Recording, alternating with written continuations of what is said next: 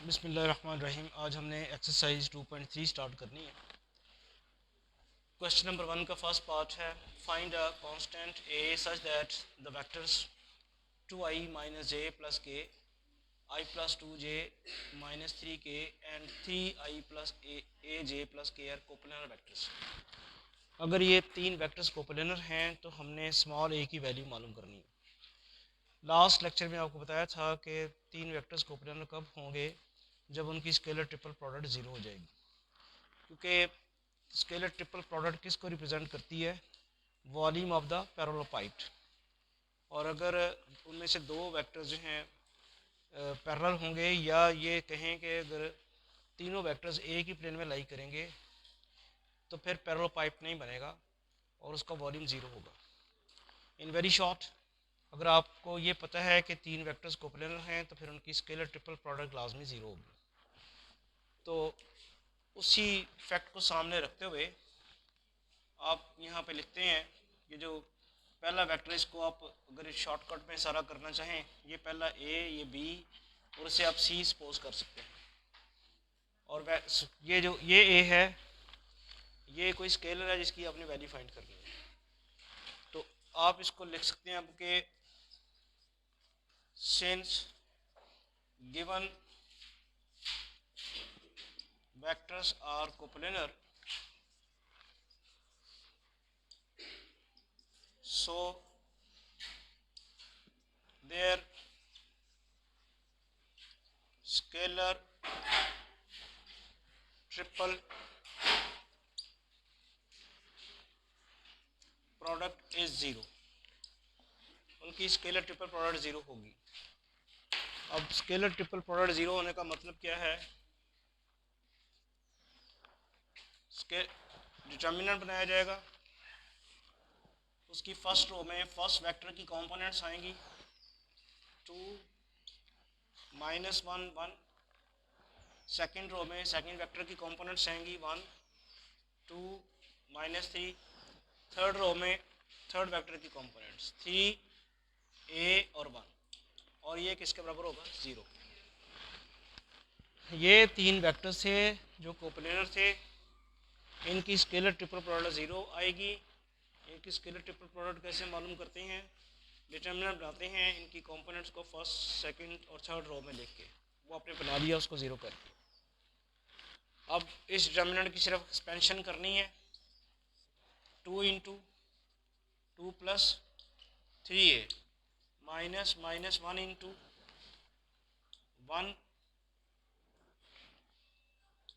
Plus 9 and then plus 1 into a minus 6 is equal to 0। Expanding by first row, 2 आपने लिखा यहाँ पे, 2 into 1 2 plus 3a, फिर minus minus 1 1 into 1 plus 9, फिर ये वाला प्लस 1 1 a के साथ मल्टीप्लाई हुआ 3 इंटू 2 माइनस 6। इसकी अब सिंप्लीफिकेशन करते हैं। ये बनती है 2 इंटू 2 क्या हो जाएगा 4 प्लस 6a, और इधर माइनस माइनस प्लस प्लस 10 हो जाएगा, 1 प्लस 9 10 और माइनस माइनस प्लस, इधर क्या हो जाएगा a minus 6 plus a minus 6 is equal to 0। जी अब देखें ज़रा, ये वाला 6a और ये वाला a, 7a 10 और ये 14 और ये 8। जी बताएं, 6 ये इस तरह कर लें, 8 is equal to 0, 7a is equal to minus 8 and a is equal to minus 8/7।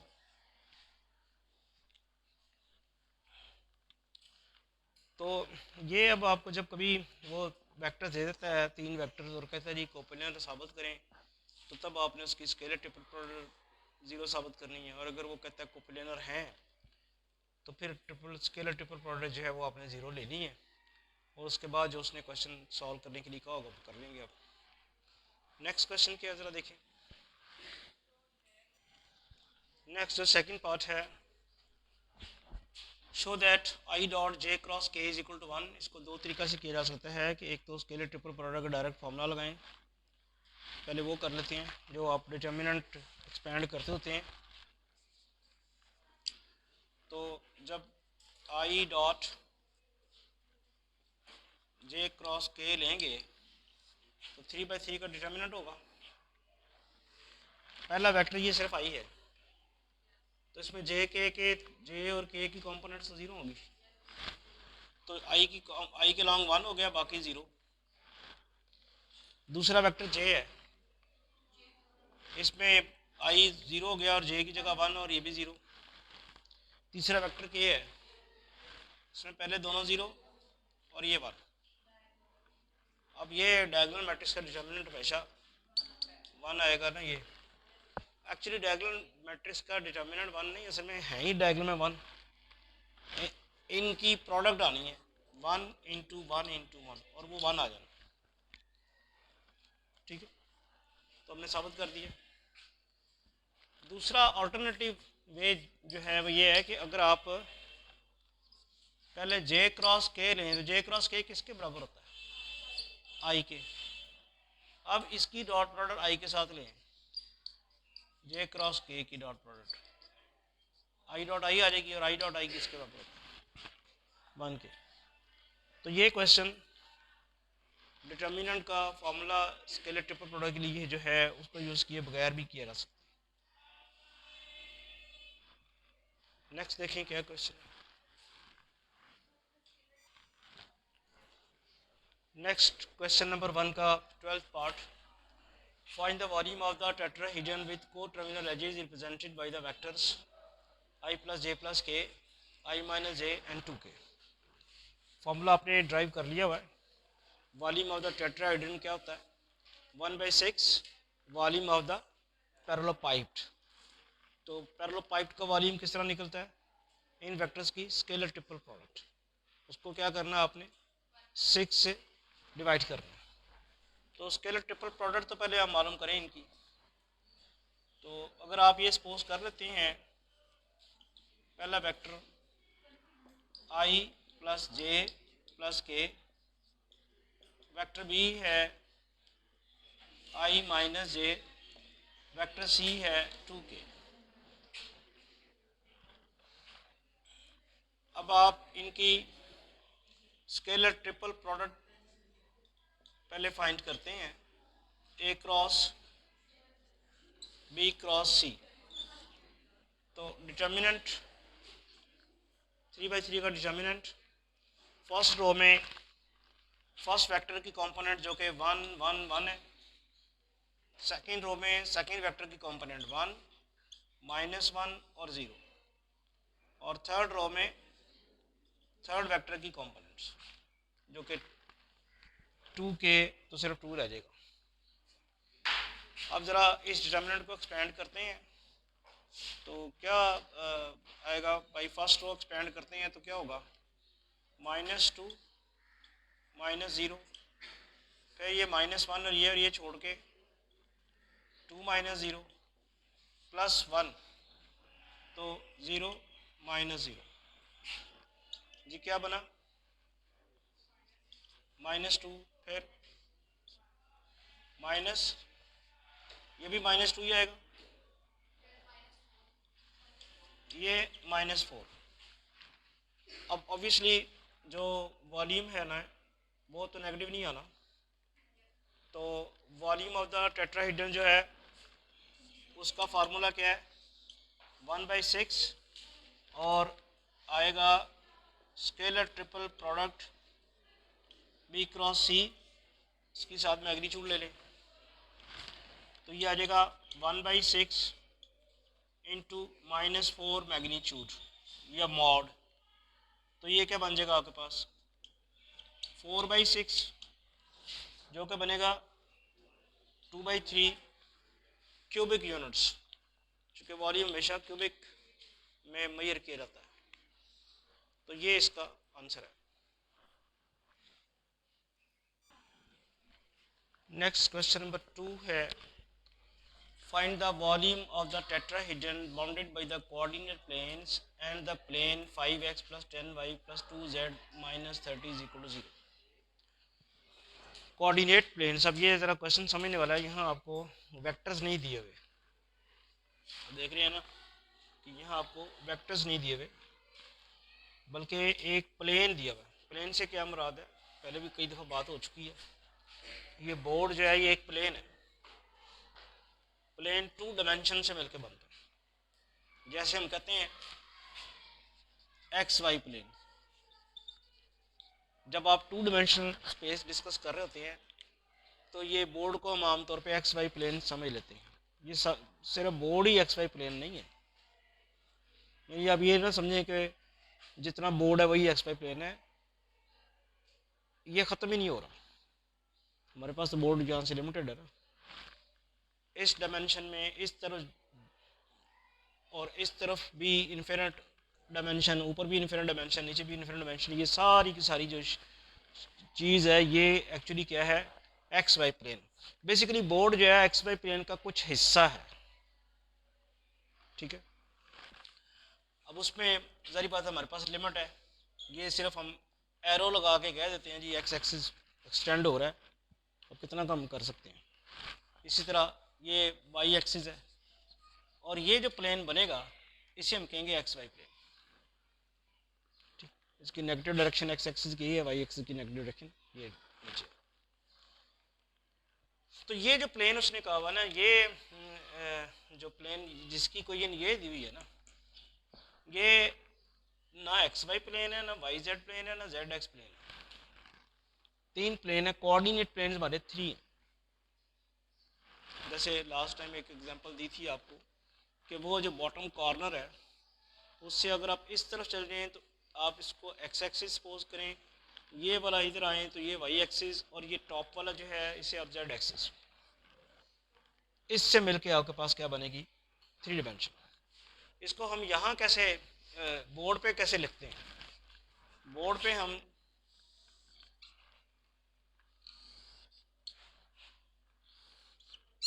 इसको एक्स एक्सिस लेते हैं, ये वाई एक्सिस और ये जेड एक्सिस।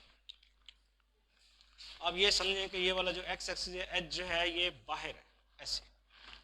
हमारे पास तो अब कोई तरीका नहीं है इसको डायग्राम में मेंशन करने का, तो इसको ये एक मेथड है जिससे हम शो करते हैं कि ये बेसिकली बाहर है ये। लेकिन अब मजबूरी है कि लिखना तो उसको जो जाहिर करना है वो तो बोर्ड पे ही लिखना है।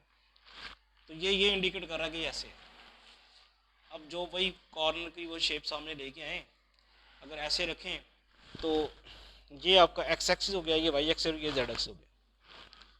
अब ये जो एक्स एक्सिस है इससे और इसके मिलके ये वाला जो बनेगा ना फुल प्लेन, वो एक्स वाई प्लेन होगा। इस वक्त वाई जेड प्लेन है ये वाला बोर्ड, ठीक है।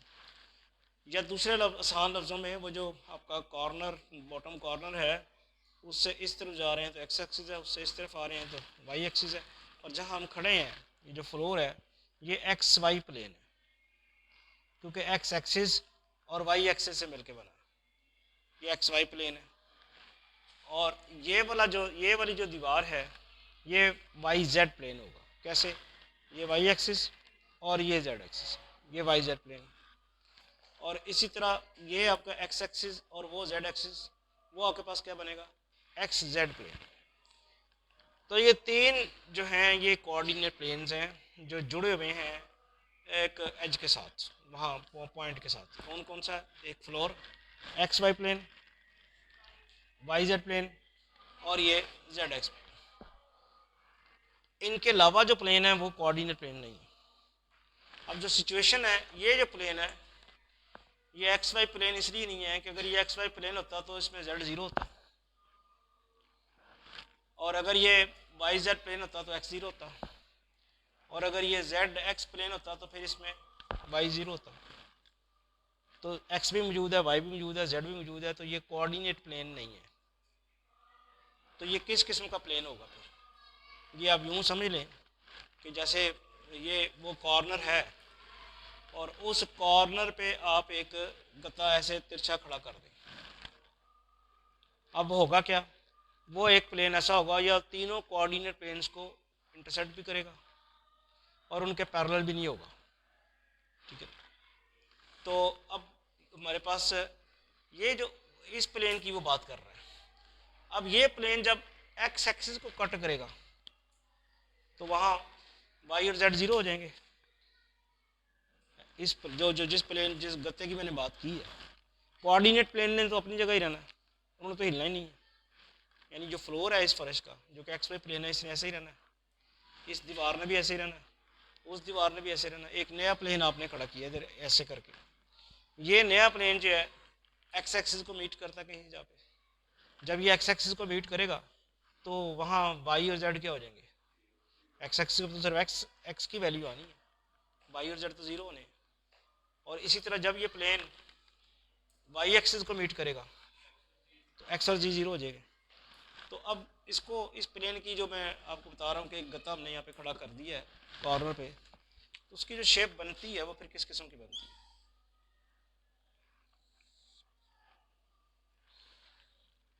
ये है वो प्लेन जिसकी मैं बात कर रहा था।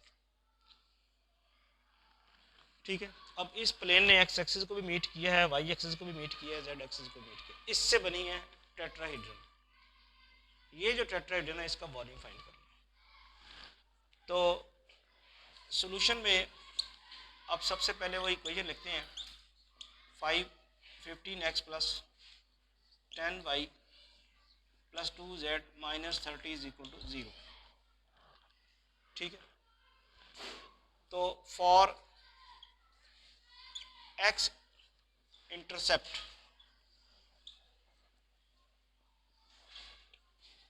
Put y is equal to 0, z is equal to 0 in 1, तो आ जाता है 15x minus 30 is equal to 0, 15x is equal to 30 and x is equal to क्या आ जाता है 2। इसी तरह ये प्लेन, ये मैंने क्या लिखा है, वो जो प्लेन था, ये जो प्लेन जब x एक्सिस को इंटरसेक्ट करेगा तो कहाँ जाकर इंटरसेक्ट करेगा। इसी तरह फॉर y इंटरसेप्ट, जी क्या करना है हमने, put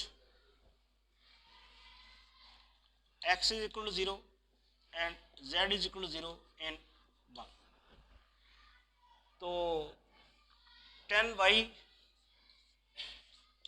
minus 30 is equal to 0, y की वैल्यू फिर क्या आ गई 3, y 3 आ गया। फाइनली रह गया for z intercept put x is equal to 0, y is equal to 0 in 1। ठीक है,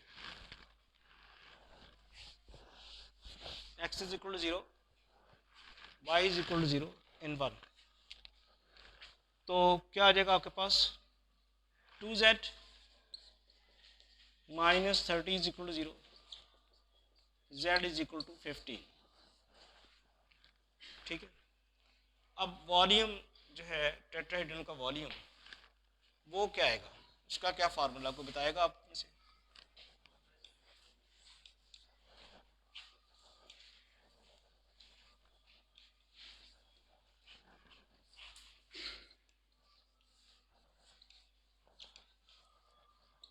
जी 1/6 ऑफ डिटर्मिनेंट बनाना आप, वो डिटर्मिनेंट क्या बनेगा वो भी ज़रा देखें जी। 2 0 0 आगे 2 0 0 0 3 0 0 0 15। इसकी एक्सपेंशन करें ज़रा। अब ये अब देखते हैं कि डायगोनल है, डिटर्मिनेंट में सिर्फ डायगोनल के एलिमेंट्स ही आ रहे हैं, तो डिटर्मिनेंट की प्रॉपर्टी है कि डायगोनल के एलिमेंट्स की प्रोडक्ट ले लेते हैं, तो क्या आएगा 2 इंटू 3 इंटू 15 ही नहीं आ जाता, 15 क्यूबिक यूनिट्स। चेक करें ज़रा।